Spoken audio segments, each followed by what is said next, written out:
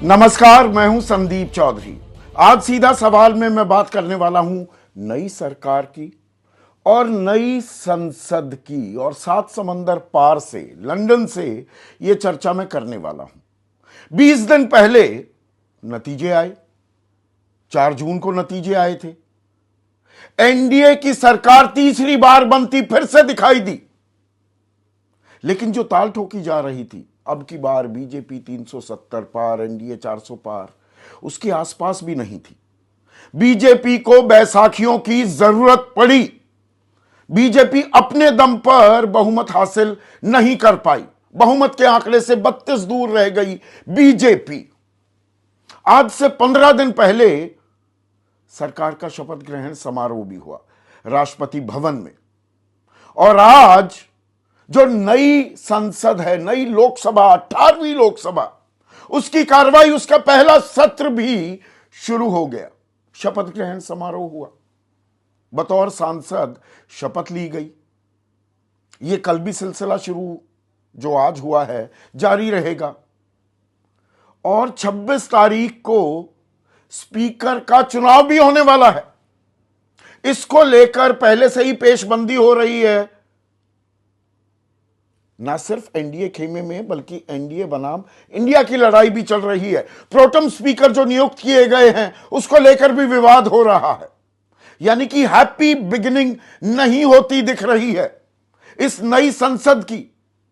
प्रधानमंत्री मोदी ने आज कहा विपक्ष का रुख सकारात्मक होना चाहिए, लेकिन क्या रुख सकारात्मक होगा और बीजेपी की ताकत जो घटी है उससे कुछ ऊर्जा लेता दिखाई भी देगा विपक्ष?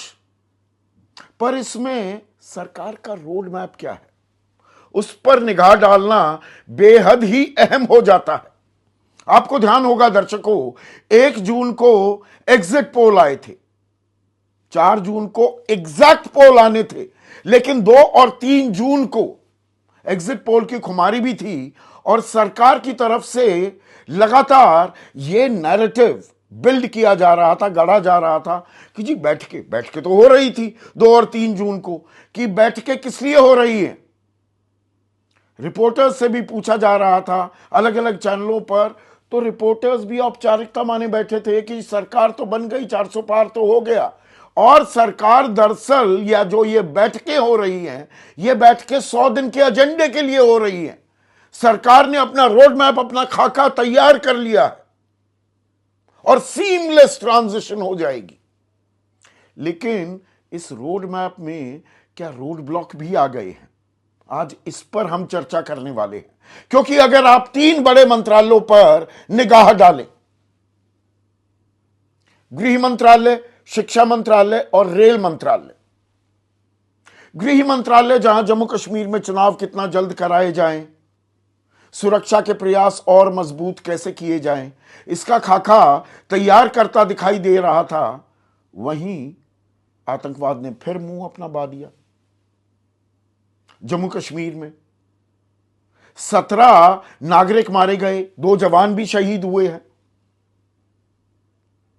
शिक्षा मंत्री न्यू एजुकेशन पॉलिसी 2020 के और विस्तार, उसको लागू करने पर जहां विचार करने वाले थे, वो नीट के गड़बड़ झाले में फंस गए हैं और उसका कोई समाधान मिलता दिखाई नहीं दे रहा है।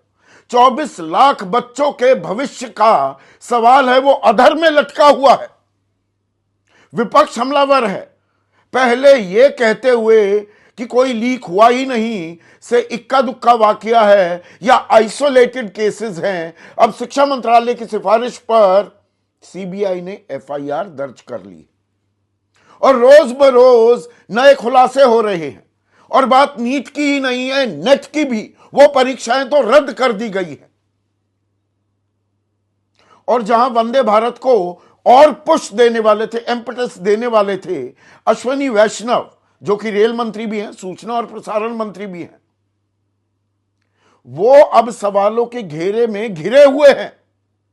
जो पश्चिम बंगाल में रेल हादसा हुआ, 11 लोगों की मौत हो गई, 60 से ज्यादा लोग जो जख्मी हुए, सुरक्षा कवच की जो बात होती थी, वो सुरक्षा कवच कहां है? आपको ध्यान होगा पिछले 6-8 महीने 9 महीनों में हर जगह वंदे भारत को हरी झंडी दिखाई जा रही थी। खास खुद प्रधानमंत्री ये उद्घाटन किया करते थे। लेकिन अब रेलवे सुरक्षा को लेकर अहम सवाल खड़े हो गए।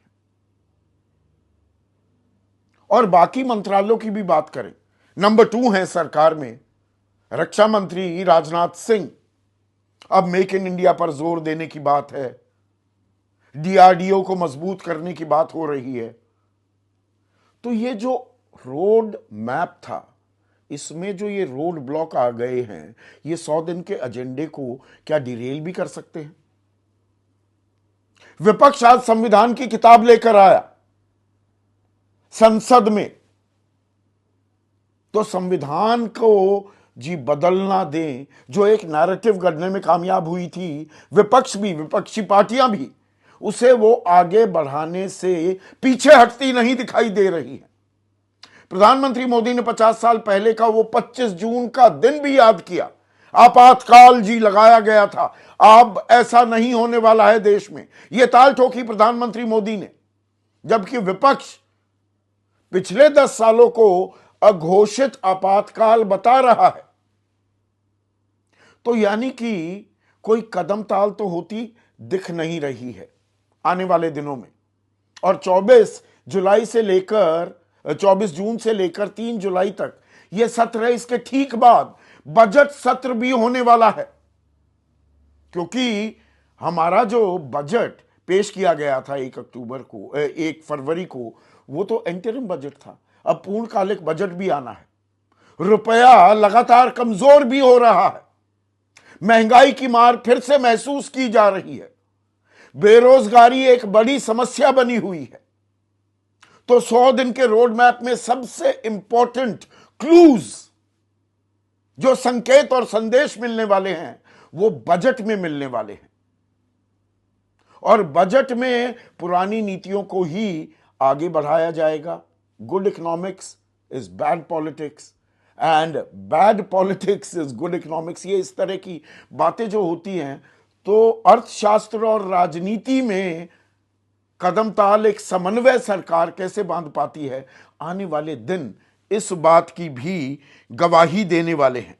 ऐसे में आज का सीधा सवाल, संसद का पहला शो झांकी, अभी बजट सत्र बाकी, और 100 दिन का रोड मैप बनाम रोड ब्लॉक, विपक्ष देगा शौक।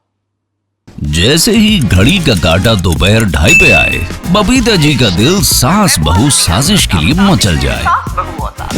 और ये है इनकी बहू, पूरे दिन ऑफिस की टेंशन हो जाए गॉन जब ये करें अपना फेवरेट शो फ्री टाइम पे ऑन।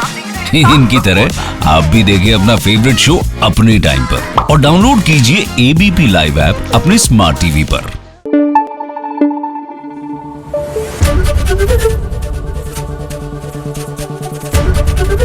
एबीपी न्यूज आपको रखे आगे।